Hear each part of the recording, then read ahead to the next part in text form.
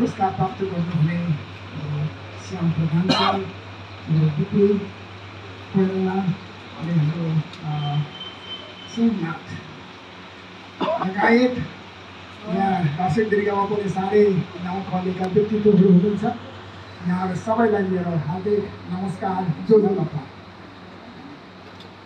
आज म एकदमै नर्भस भइरहेको छु।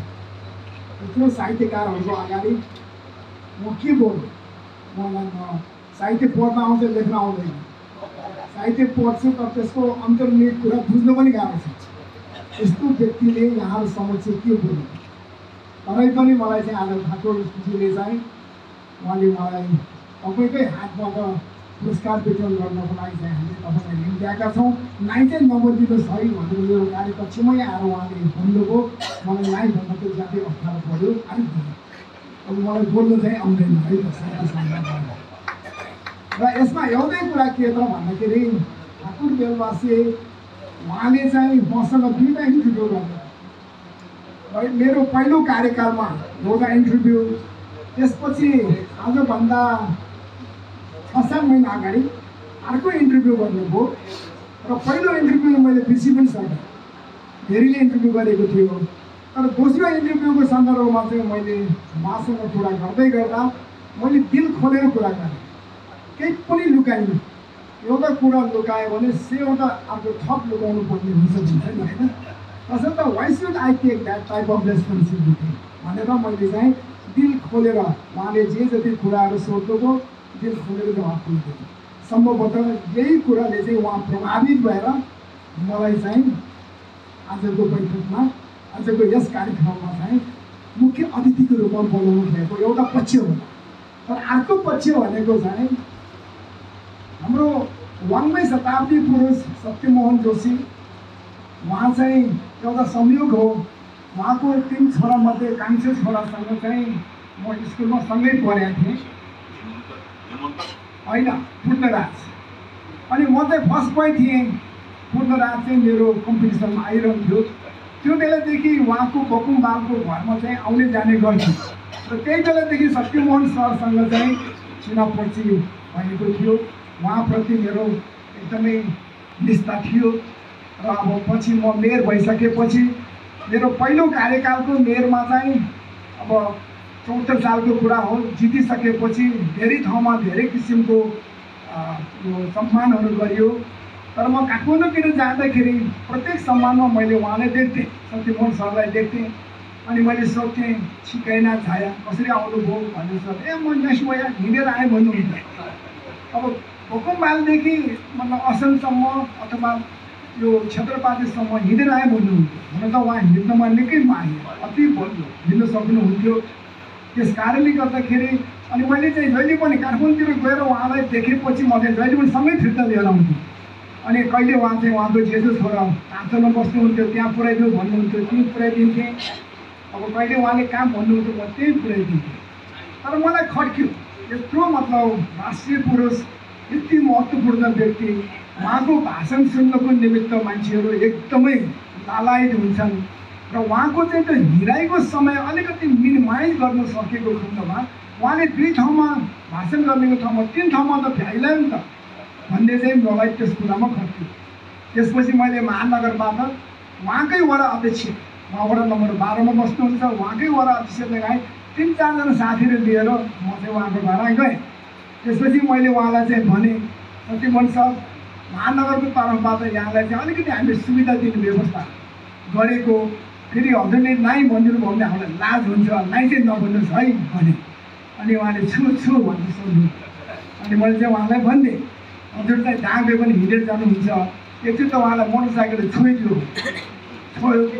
त्यसपछि मैले त्यही कुरा पत्याएर उहाँलाई चाहिँ भने हामीले चाहिँ हजुरले एउटा गाडीको व्यवस्थापन गर्न खोजेको छु।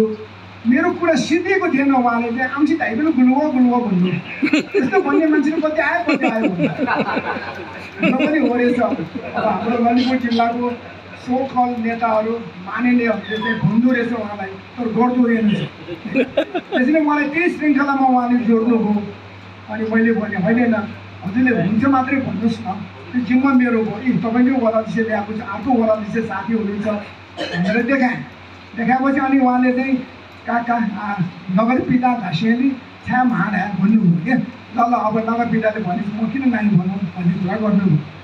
नभन्दै हामीले उहाँलाई निर्णय गऱ्यौँ कि उहाँलाई चाहिँ एउटा गाडी, एउटा सेक्युरिटी, पिएसओ, अनि एउटा वकिटकी होइन मोबाइल र अन्य कुराहरूको व्यवस्थापन हामीले गऱ्यौँ। र त्यो गरिसकेपछि उहाँलाई चाहिँ हामीले यो यलमाया केन्द्रमा मदन पुरस्कार गुठीको घरमा त्यहाँ चाहिँ हामीले बोलाएर एउटा सानो कार्यक्रम, योभन्दा नि थोरै मान्छेको उपस्थिति थियो, त्यो कार्यक्रममा चाहिँ हामीले साँचो हस्तान्तरण गऱ्यौँ। दिनुपर्ने कुराहरू दिएपछि उहाँको प्रवचन, उहाँको भाषण चाहिँ भयो। त्यो भाषणमा उहाँले के भन्नुभयो भने अहिले म 98 वर्षको मात्रै पुगेँ, तर मलाई शताब्दी पुरुष भनेर भनियो। 2 वर्ष चाहिँ ग्रेस मार्क दियो र मलाई चाहिँ से पुऱ्याइदियो। र अहिले मैले गर्न सक्ने काम त वास्तवमा केही पनि छैन, उमेरले पनि दिएन, गर्न सक्ने जति गरिसकेँ। तर मैले अहिले चाहिँ केही आश नहुनु मबाट। तर म तपाईँलाई चाहिँ एउटा कुरा चाहिँ म आश्वस्त पार्न चाहन्छु कि म चाहिँ कतिमा पनि 100 वर्ष म बाँचेर देखाउँछु। उहाँले भन्नुभएको यो उहाँको मुखार वृन्दबाट निस्केको कुरा यो, कतिमा पनि म 100 वर्ष बाँचेर देखाउँछु भन्नुभयो। तर उहाँ चाहिँ 104 वर्ष बाँच्नु भनेपछि यो जतिको राम्रो कुरा के होला र होइन। र त्यो 104 वर्षसम्मको दौरानमा हामीले जुन उहाँलाई सुविधा दिएका थियौँ त्यो सुविधालाई चाहिँ हामीले कन्टिन्यू गऱ्यौँ। र त्यसपछि हामीले उहाँको एउटा चाहिँ उहाँले मलाई भन्नुभएको कुरा चाहिँ लगभग एउटा कुरा चाहिँ अब मेरो पनि काबुभन्दा धेरै परेको कारणले गर्दा सकेनौँ, त्यतातिर म एकछिनपछि आउँला। अदरवाइज उहाँको इच्छाको कुरा चाहिँ सबैले गर्छ। उहाँले चाहिँ आफ्नो जीवनीमा एउटा ब्ल्याक टिकटको प्रकाशनको निमित्त उहाँको चाहिँ चाहना थियो। अब नेपालमा चाहिँ जीवित व्यक्तिको ब्ल्याक टिकट निकाल्नुको निमित्त cabinet approval is a must, cabinet approval हुनै पर्ने रहेछ। अब त्यो सन्दर्भमा पनि मैले ठाउँ एप्रोच गरेँ, सबैको तर्फबाट ओके ओके ओके भयो र क्याबिनेटले पनि एप्रुभ गर्यो।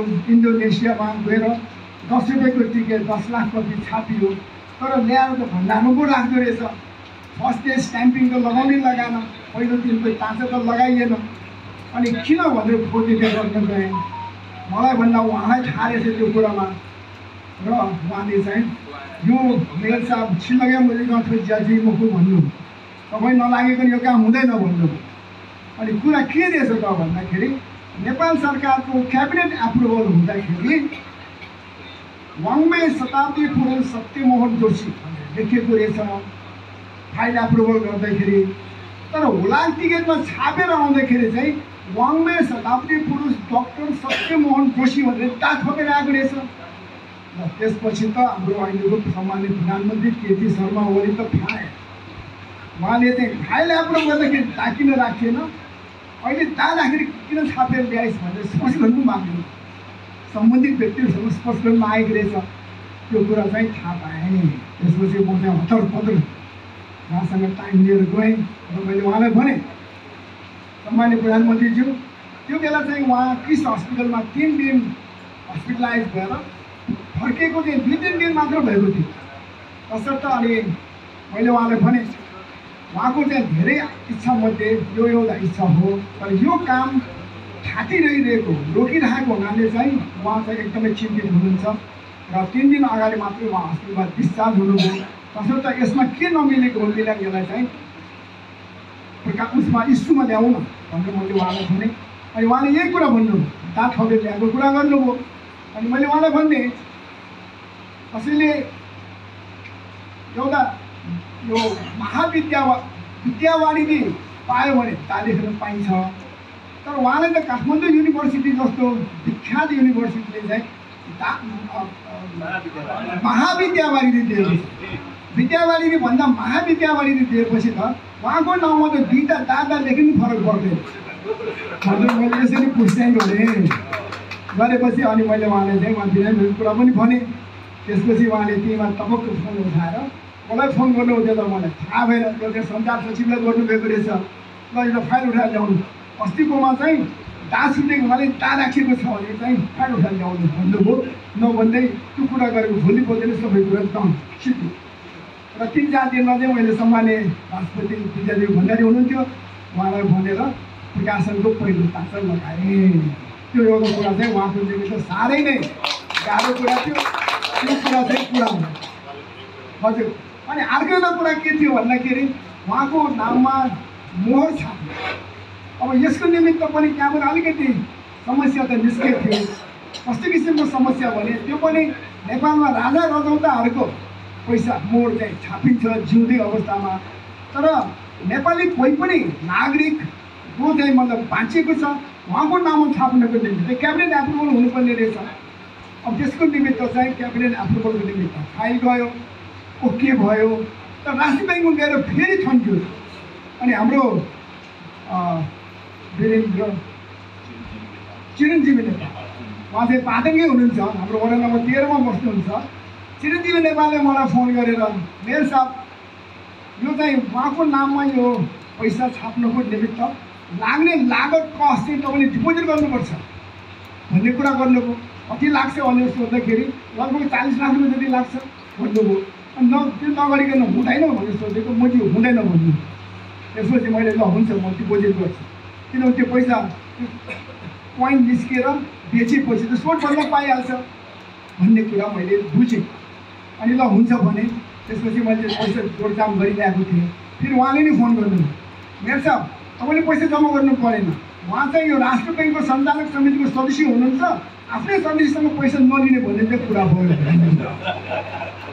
त्यहाँ पनि पैसा जम्मा गर्नु पऱ्यो है त्यो पनि राम्रो भयो त्यस कारणले गर्दाखेरि उहाँको जे जति काम कुरोहरू छन् ती काम कुरोहरूमा चाहिँ लगभग ललितपुर महानगरपालिकाले चाहिँ सहकार्य गरेर हामी अगाडि बढ्यौँ र सबै काम कुरोहरू पूर्ण भयो तर एउटा उहाँको कुरा चाहिँ हामीले पुरा गर्न सकेनौँ त्यो भनेको चाहिँ उहाँको चाहना थियो चारुमतीको भ्याली निकाल्ने उहाँको चाहना थियो अनि पहिला बुद्धिराज भट्टाचार्य मेयर हुँदाखेरि त्यसको चाहिँ मतलब रफत गरियो एकदम ट्रेनिङहरू गरियो तर जब निकाल्न लागेको थियो त्यो बेला चाहिँ 2058 सालको राजदरबार हत्याकाण्ड भएपछि चान्सै भयो अब त्यो बेला सानो बालक भएर खेल्ने चाहिँ ठुलो भएर कन्टिन्यू भइसक्यो त्यसले गर्दाखेरि त्यो चाहिँ कोल्याप्स सकेन अनि सत्यमन जोशी सरले चाहिँ मलाई ल चिरबाबु एउटा मेरो यो इच्छा छ यो पुरा गरिदिउँ न भन्नुभयो अनि मेरो ल हुन्छ भनेर हाम्रो मोहन बेन्जरकार हुनुहुन्छ उहाँलाई भनेर हाम्रो नारायण देवी हुनुहुन्छ उहाँलाई भनेर काम कुरो सुरु गरेँ उहाँको त्यो चारुमती मञ्चनको निमित्त सबै ओके भयो तर कोभिड आएर फेरि खत्तम हुन्छ तसर्थ त्यो एउटा काम चाहिँ हामीले गर्नै सक्यौँ अब त्यसपछि त उहाँ आफै पनि बित्नुभयो त्यसले गर्दाखेरि साह्रै गाह्रो पऱ्यो त्यो एउटा काम चाहिँ हाम्रो अहिलेसम्म पनि हामीले गर्न सकेनौँ र हामीले उहाँको थुप्रै पुस्तकहरू पनि हामीले प्रकाशन गरेका छौँ त्यो चाहिँ पहिला कसैले पनि प्रकाशन नगरेको अप्रकाशित पुस्तकहरू हामीले प्रकाशित गरेका छौँ यहाँहरू नगरपालिकामा आउनुभयो भने म कोसेलीको रूपमा त्यो एउटा भने लिएर पठाउँछु आउनुहोस् अब अन्य कुराको सन्दर्भमा चाहिँ अहिले उहाँलाई दिएको जुन सुविधा छ गाडीको सुविधा लगायत अन्य सुविधाहरू चाहिँ अहिले हामीले महानगरपालिकाको नगरसभाद्वारा अनुमोदन गरेर ललितपुरको हाम्रो संस्कृति प्रेमी साहित्यकार हरिराम जोशी अनि छत्रबहादुर कायस्थ उहाँहरू दुईजनालाई चाहिँ त्यो सुविधा हामीले ठ्याक्कै दिइराखेका छौँ उहाँहरू दुईजनाले हुन त उहाँहरू सत्यमोहन जोशी जस्तो बोल्यो त उहाँहरू हुनुहुन्न तसर्थ उहाँहरूको बाहिरको एक्टिभिटी त्यति धेरै छैन तर पनि हामीले चाहिँ उहाँहरू दुईजनाको नाउँमा गाडी दिएर ड्राइभर स्ट्यान्ड बाई राखेर नगर प्रहरी स्ट्यान्ड बाई राखेर मोबाइल दिएर र उहाँहरू चाहिँ हस्पिटलाइज हुनुभयो भने त्यसको चाहिँ सम्पूर्ण खर्च महानगरपालिकाले बेहोर्ने गरेर चाहिँ हामीले गरेका छौँ अनि अस्ति वैशाखको 30 गते चाहिँ सत्यमोहन जोशी सर 100 105 वर्ष 105 वर्ष पुगेको उपलक्ष्यमा हामीले चाहिँ मैले बोलेको थिएँ कि ललितपुर महानगरपालिकामा हामीले चाहिँ एउटा उपयुक्त स्थानमा उहाँको हामीले शालिग राख्नेछौँ भनेर हामीले बोलेका थियौँ र सोही बमोजिम हामीले ललितपुर महानगरपालिकाको 77,000 घर दैलाहरूमा हामीले साइन्टिफिक ब्लक नम्बर दिइसक्यौँ।